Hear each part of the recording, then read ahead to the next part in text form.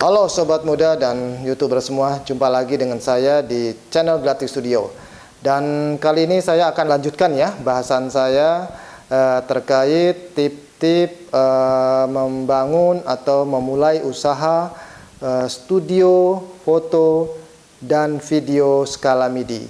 Nah, kalau pada episode pertama yang lalu saya sudah bahas 3 kelompok besar, 3 hal secara detail ya dan secara praktis, maka pada episode kedua ini, pada video ini saya akan bahas tuntas secara praktis sisanya, yaitu 4 hal lagi ya, 4 hal besar lagi.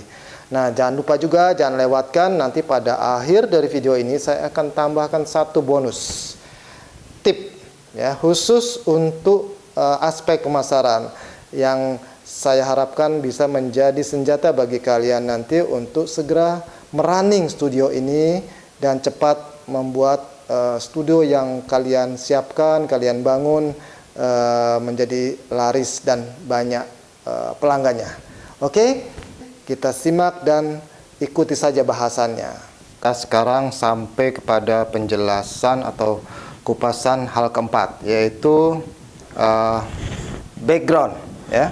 Background menjadi sarana atau fasilitas yang vital bagi suatu studio foto atau video ya. Nah, background sendiri bisa dibuat di dinding secara permanen atau yang sifatnya movable ya, dengan menggunakan rolling yang dipasang permanen atau yang movable pakai stand untuk background ya. Nah, background yang sifatnya permanen itu di dinding ya, bisa tempel suatu gambar dengan wallpaper dengan corak tertentu yang memang kalian inginkan, atau dipasang rollnya di dinding, terutama di ruang utama, studio utama.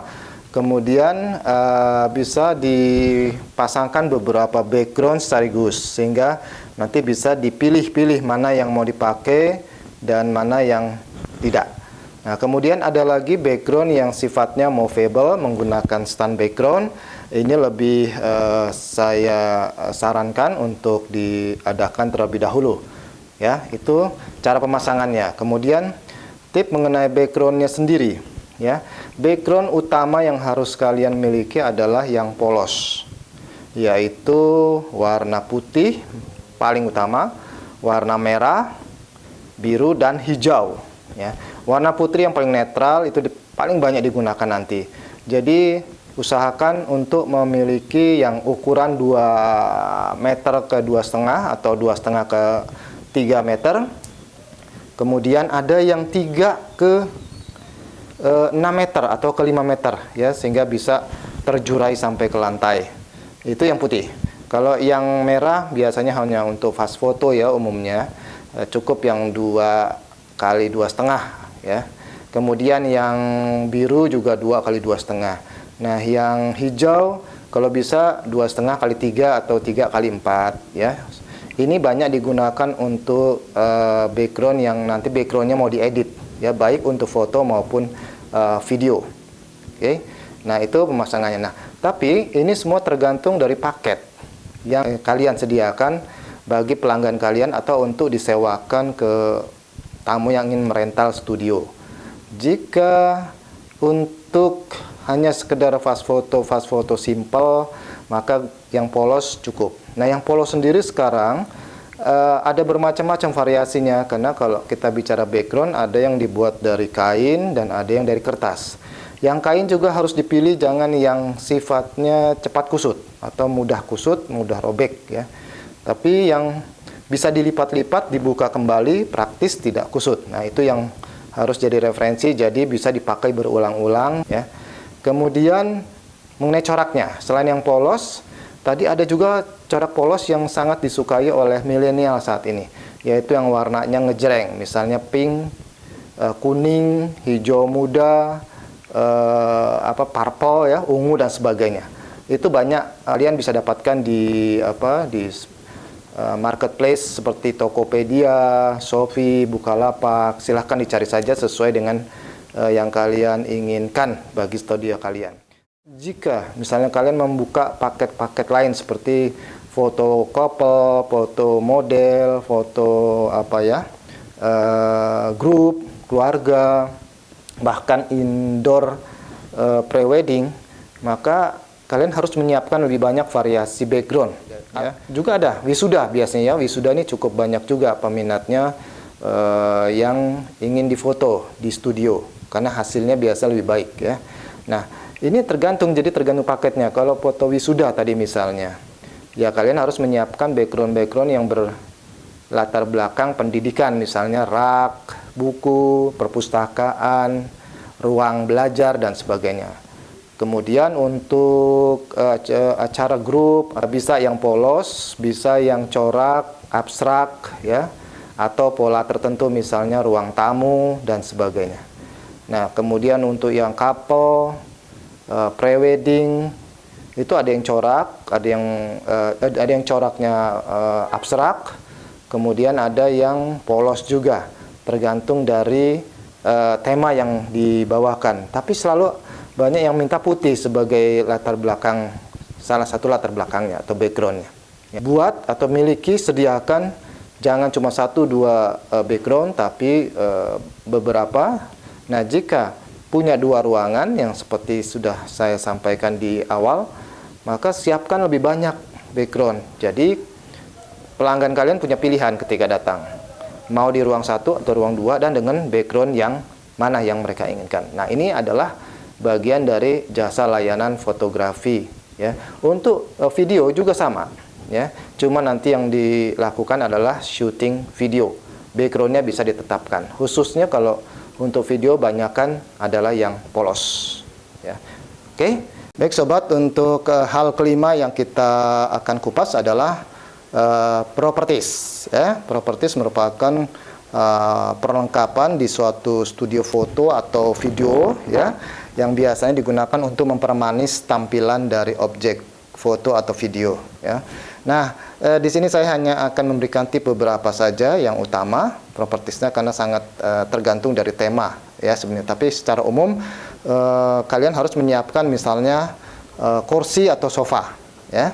Kemudian ada meja, kemudian ada karpet ya.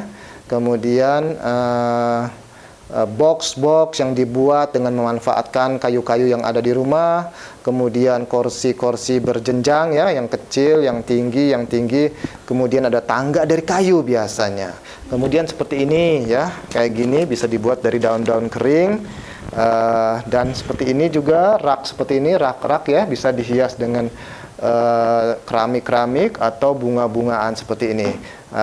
Ini diletakkan di samping atau di sekitar objek yang akan difoto ya, sebagai tentunya pemanis ya. Nah, banyak lagi misalnya ini yang melekat kepada objek, gitar, kemudian ada bunga juga ya, kemudian ada bantal, love ya. Kemudian kalau misalnya mau yang besar, gitarnya juga ini ya. Ada lagi misalnya untuk anak-anak, ini boneka-boneka, bola-bola dan sebagainya ya. Yang utama adalah sediakan properties sebudget yang bisa kalian siapkan ya. Oke, jangan kosong studio kalian, nanti kelihatan tidak menarik. Oke, kita sekarang masuk pada pembahasan hal ke-6, yaitu perangkat bantu ya. Perangkat bantu ada banyak sekali yang diperlukan dalam suatu studio, tapi saya akan contohkan atau bahas tip-tip untuk beberapa saja ya, yang paling utama. Yang pertama adalah pasti kalian harus menyediakan komputer beserta printernya ya. Printernya adalah printer foto terutama. Jadi komputer itu tips saya ya, sediakan 2. Ya, usahakan bisa disediakan 2, satu untuk desktop, satu lagi yang laptop ya. Nah, mengenai spesifikasinya diusahakan kalau masih mungkin minimum adalah ya, prosesornya Intel i5 atau jika bisa lebih baik i7 sekalian ya. Nah, layarnya sendiri Karena ini untuk digunakan pengeditan, ya, tentunya kalian atau asisten kalian memerlukan waktu lama biasanya. Supaya tidak cepat lelah, ya usahakan laptopnya mempunyai screen atau layar yang minimal 15 inci, ya 15,5 inci ke atas lah.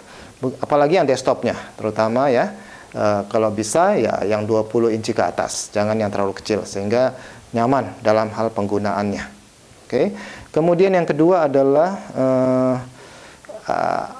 pendingin. Kalian bisa sediakan untuk pendingin ini AC, ya cukup yang split window saja, atau cooler, ya. Kemudian setelah itu tadi printer, ya, printer harus disiapkan khususnya minimal, ya, bisa untuk mencetak sampai A3 deh, dari bisa cetak untuk swafoto sampai ke A3, ya. Jadi yang cukup printer tidak terlalu besar lah, itu nggak mahal itu, ya. Di luar itu kemudian ada perangkat-perangkat lain, yaitu perkabelan, ya. Perkabelan kalian harus sediakan. Ternyata itu harus investasi juga, ya. Bukan hanya yang 2-3 meter, kadang-kala ada yang 5 meter, ada yang juga perlu 10 meter. Nah, kemudian ada juga kalau memungkinkan siapkan laminator, ya. Jadi kalau foto yang sudah diedit, dicetak, kemudian biasanya masih kurang. Umumnya pelanggan akan minta untuk dilaminasi. Jadi kalau bisa, ya beli laminator, tidak usah heat laminator, tapi yang laminator dingin saja, ya, yang bisa diputar saja, digulung, yang cukup yang 60 cm, ya. Nah, yang terakhir mungkin yang perlu juga menjadi perhatian adalah jika memungkinkan kalian sediakan bingkai sajalah, stok bingkai atau frame foto yang baik yang minimalis atau yang ukir.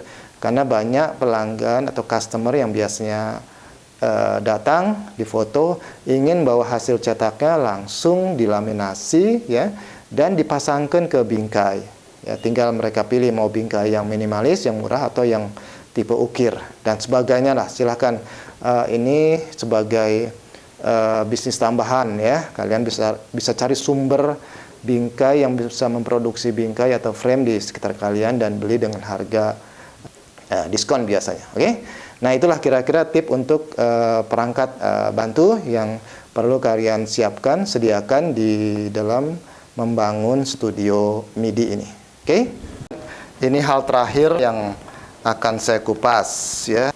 Apa itu? Kira-kira yaitu SDM, ya. Untuk suatu studio dengan skala menengah, sebaiknya jangan kalian kerjakan sendiri semua. Harus ada asisten atau rekanan lah, ya.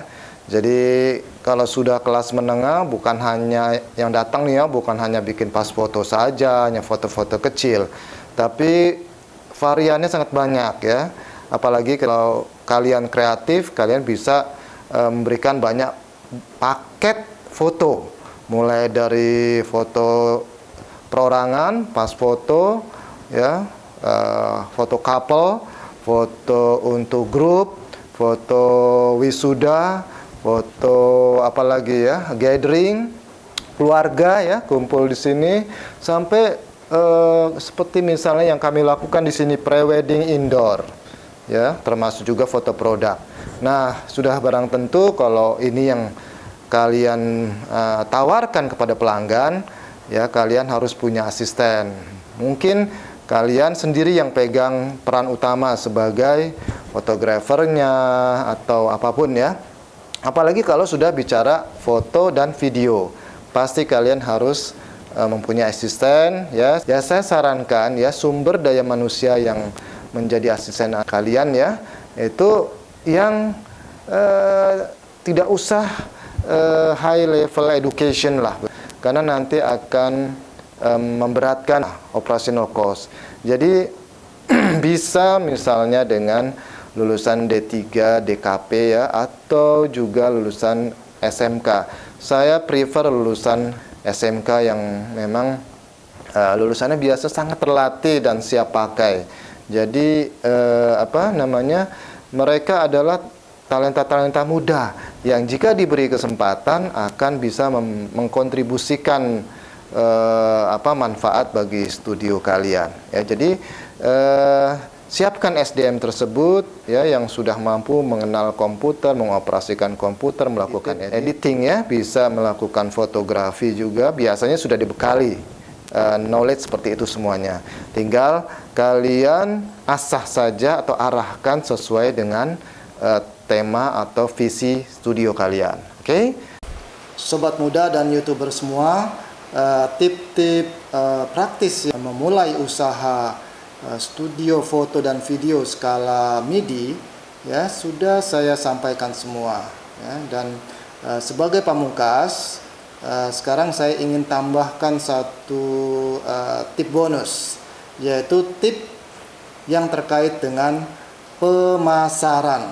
Nah, bersamaan dengan proses atau setelah penyiapan studio selesai, tentunya kalian harus juga menyiapkan atau melakukan aktivitas pemasaran terhadap jasa-jasa yang akan kalian jual di studio kalian ya. Apalagi jika lokasi atau tempat studio kalian tidak terletak di jalan utama atau di tempat yang strategis untuk berbisnis foto dan video, apalagi jika masuk ke dalam gang, tentunya effort untuk pemasaran akan semakin besar.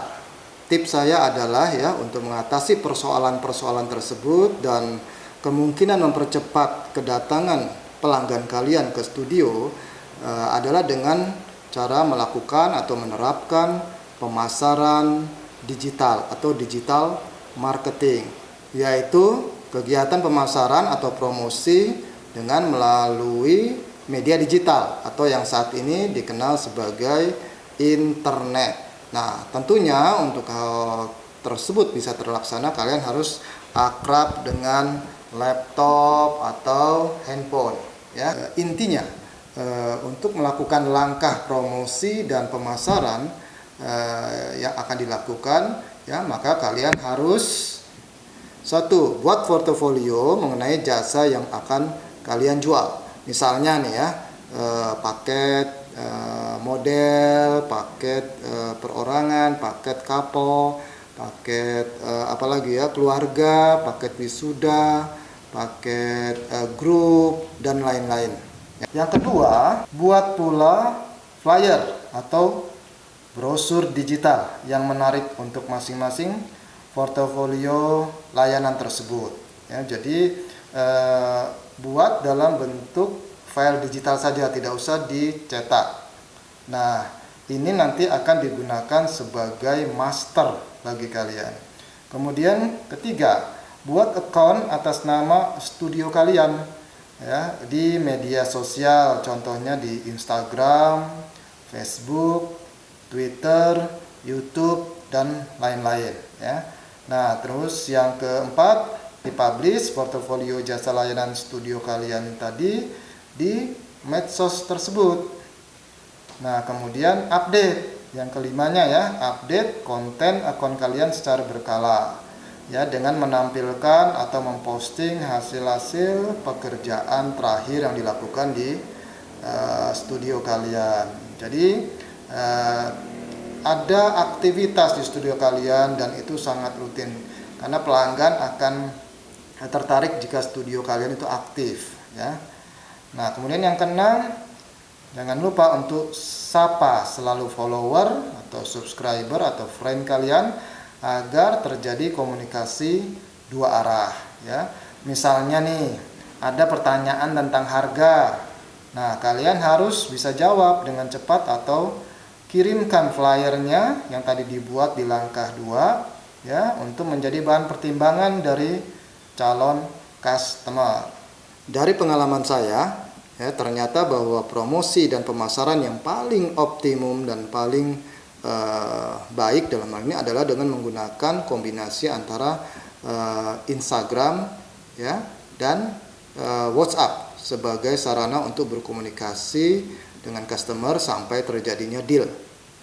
Nah, sobat dan YouTuber, itulah tadi tip bonus dari saya ya terkait dengan aspek pemasaran. Jadi aspek pemasaran adalah hal yang sangat penting bagi kelangsungan hidup usaha studio foto dan video yang kalian bangun, ya. Pembahasan lebih detailnya nanti akan saya lakukan pada video yang akan datang, yaitu khusus untuk membahas detail aspek pemasaran jasa foto dan video. Oke, baik sobat muda sekalian dan para YouTuber yang telah menyaksikan video saya sampai akhir. Terima kasih ya, dan jika kalian suka terhadap video ini, silahkan kalian like ya, dan bagi yang belum subscribe ya. Dan kita akan ketemu di tutorial atau tips-tips kami yang selanjutnya. So, bye.